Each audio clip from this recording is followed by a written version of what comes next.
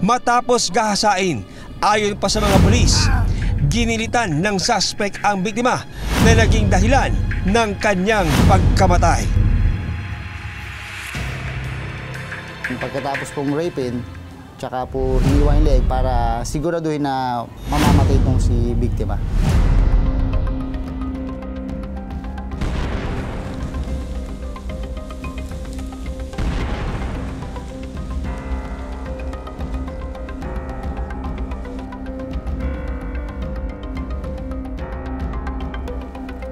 Wala po kaming na-recover na gamit, bato or kutsilyo na ginamit doon sa pagpatay sa bata.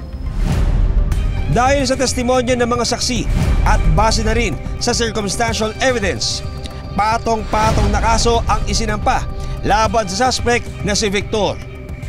Ang in-endorse po namin kaso nung una is rape with homicide.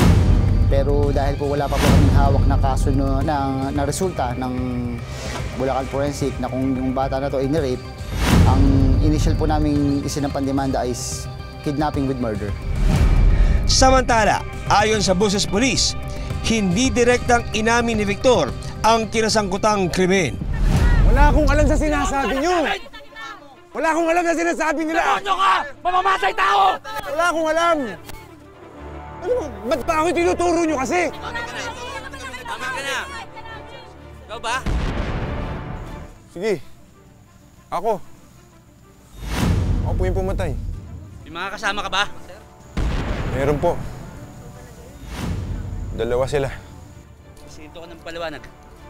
Nung nandun kami sa crime scene, tinatanong namin sa kanya kung bakit niya nagawa yon. Sinasabi niya, hindi po. Tapos nilay po ba yung bata? Sabihin niya, opo. Yung parang hindi niya direct inaamin, pero kung i-interrogate mo siya, nandun yung mahuhuli mo yung mga sagot niya na may something talaga siyang involvement doon sa pagkakamatay nitong si Sheila May. Sinubukan ng aming team na kunan ng pahayag si Victor, pero tumanggi siyang magbigay ng panig. Mananatili siyang inosente hanggat hindi napapatunayan ng korte na siya ay nagkasala. Samantala, hindi pa rin inaalis ng Buses Police ang posibilidad na maaaring hindi lang iisa ang suspect. Regarding po doon sa mga sinasabi na baka may kasama yan. Kami po dito sa Buses PNP is, tulad nga po sinabi ko, continuous po yung follow-up namin at investigation sa paghahanap po ng mga witnesses, ebidensya na makapagsasabi at magkapatunay na itong pagkakamatay at paghahasa kay Sheila May ay may mga iba pang kasabwat. Sa may nalalaman tungkol sa krimen, maaaring makipag-ugnayan sa Buses Municipal Police.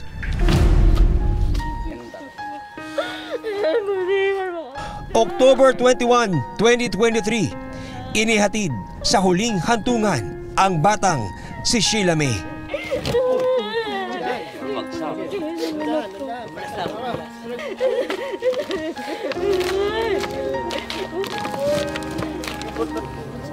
Pag-uli din yung nagsaktay.